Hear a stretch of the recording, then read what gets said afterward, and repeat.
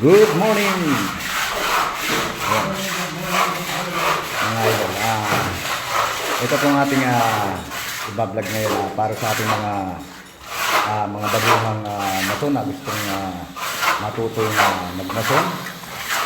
Ito, kung paano mag-layout ng tansi sa pipinisan, lalo na kung may pinto at saka bintana. Ito po yung ating pinto, ito yung bintana. Ngayon, ang pag-layout po niyan, kung halimbawa wala pang hamba, unang yung babatakan dito sa may tabihan ito. Tapos isigurado nyo lang hulugan, may hulog dito sa tagilirang ito. Ayan, kasi kapag hindi nyo nakalimutan yung hulugan, hindi nyo na-sure sa hulog, kita yan sa pinto. Ayan, ito po yung may pinto. At importante sa header, dapat mayroon din siyang batak.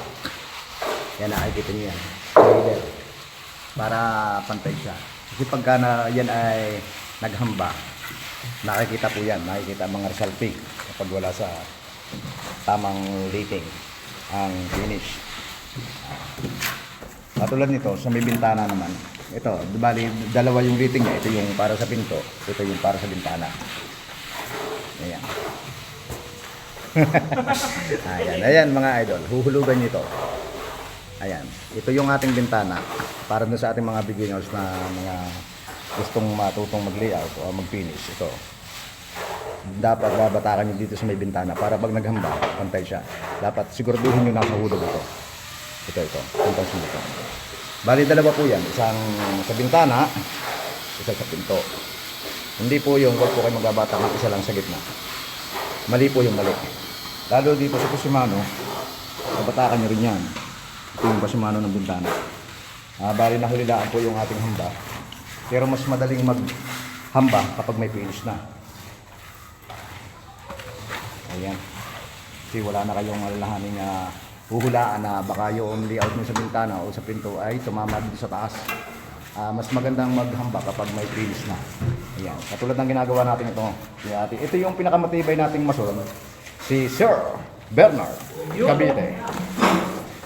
Ayan. Kita nyo naman mga idol sa galawan. Oh. Kita nyo naman. Oh. You know. Ito nyo. Pakatahan mo nga Sir Bernard ng isang magandang pitik yan dyan. Papahid-pahid lang sila. Ayan, katulad ng ito, mga idol. Ito yung bintana din ito. May liting din siya dito. Huwag nyo kakalimutan yung liting dito sa may bintana. Lagi po pag mag-layout kayo, huwag lang dito sa tabi. Importante dito sa tabi. At dito sa may bintana. Para pag pininisan, ito way. Saka mga idol, katulad na rin. Poste. Huwag po kayong maglalayo ng post ng liting dito mula sa poste. Yung sabihin natin lusot yung rodela dito, kaya nilalayo yung liting. Yan, palulusutin para madali magbuli. Hindi po, mali po yun dahil kapag lumayo kayo dito sa wuling na ito or poste, ito po, nagkakamiron dito ng kilo. Nakikita ang mga kilo sa tabihan yan. Kaya dapat po malapit na inyong liting dito sa tabi ng wuling or poste. Ayan. Yung header natin sa bintana, dapat po may batak din dito yan. Ayan, nakikita nyo mga idol yan. Para ito yun.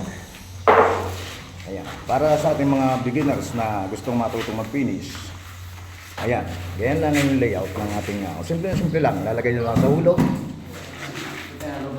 Okay na yun.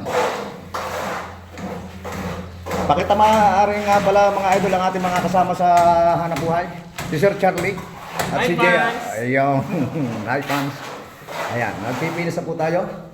At ito po ay para ginamit na nung isang linggo ay wala lang ang finish. Ayan, ito yung malulupit nating mason mga idol. Oh.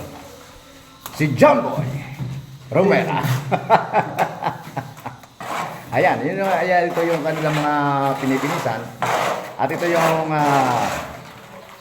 ating isang matindi. Pagpitahan mo nga Sir Bernard ng isang magandang pitik dyan.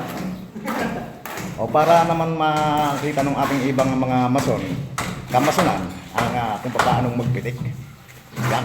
Ayan, mga ganun simple-simple lang mga idol, oh. Money-money lang, oh. Sabi nga ay basic na basic. Mamaya-maya kapag ano, buwisit na. Oh, si Arnel Del Mundo, ang ating pong masipag na kasama sa anak buhay. Siyempre, hindi mawawala si Sir Romel Deres. Ayan. Ito po ang ating isang ikang veterano dito nga finishing mason. Ayan. Andyan dito po siya napatapat sa amin sa babad. Sa babad ng tubig. Ito po yung kanilang mga pininisan talaga mga idol. Quality talaga. Ito. Katulad niyan. Kapag na-wrap ninyo, ano din lahing bakal ninyo, ayan o, mga idol, parang pinuruhan yan o. Ayan o, wala kayong makikita ng mga talagang wrap na wrap dito sa aming pininisan. Ayan, tipid sa skim coat. Ayan, tipid sa masilya, ika nga. Ayan, nakikita nyo mga idol. Hindi siya wrap na wrap. Parang pinuruhan po ang mga idol yung aming pagpipinis dito. At lagi, sa mga project po namin, ganito po yung aming mga finish lagi. Hindi po siya wrap na katulad na nakikita nyo sa ibang mga building na wrap. Ito, hindi. Makinis po to. Yan, para pinuruhan po yan. Hindi wala pong puro yan. May wrap lang. Semi-wrap. Ayan, katulad yung ginagawa nila. Pakatas. Yung natawag natin pakatas. Ayan. At ito nga po, nakapag-layout na tayo na i-timing na natin sa yung ating outlet, yung ating switch. Ayan. Bago sila mag-finish. Ayan, i-layout natin yung kanilang mga pipinisan. Nasa hulog na. Ito yung sinasabi ko sa inyo mga idol na may pinto. Ito. Dapat, yung lighting yan, mayroon siya dito. At yan naman po ay nasa hulog mga idol. Ayan. Ayan, kapansin mo. Pati sa header meron yan. Ayan. Ngayon, yung ibang mga outlet, saksakan, ang CO natin, hindi pa natin kapag nabatakan natin ng lighting yan, na-layout, saka natin i-set up yung mga saksakan yan para tapat sa lighting. Eto naman po mga idol yung ating mga carpenter. Mason, ayan na yan. Si Sir Gilbert Mercado at si Sir Ronald Arellano. Yung halo daw. Si Ray Cavite, nasaan? Si Paring Ray Cavite. Ayun mga idol, nakahubad na nasa dulo. Namumuti mga idol. Ayun. Ayan, ito po yung ginagawa naman naming cover ng bubong. Ayan, may bubong po siya dito. Binilihan natin ng biga. Kasi kung ang ilalagay natin dyan ay yung C-channel, mahahablog po yan sa habang yan. Yan, hanggang dun yan sa dulo. Sa habang yan, may layo po yan bali 12 meters po ito. Ngayon meron siyang support dito sa gitna, may biga siyang konti. Tsaka dito sa kabila, bali dalawa po yung nagawak. May biga siya para hindi siya lumundo. Ayan, nalagyan na natin ng groove yan. Nilagyan na natin mga kasama. Ano pare, pagpugan parang ganan? Ayan. At yung masisipag nating mga dito, mga kasama sa buhay, mga magaganda lalaki. Sino ba? Ayun. At kung nagustuhan yung ating video mga idol, paki-follow naman ang ating page, ating Facebook page. Paki-follow, like, share. Matindi talaga yung ating mga kasamahan dito mga idol. Parang ang ito parang hitman. Parang hitman mga idol. Ito yung sumasali dati sa UFC. Napapunta rito sa construction. Sinasali natin sa UFC ito Parang lechong Ayan, natitindi talaga. 0-0 talaga mga idol yung dali natin ng finish dito. Kapag magpipinis tayo, panatilihin po natin laging ordinaryong bakal. Huwag wrap na wrap. Para naman magandang tingnan. Tipid sa skin.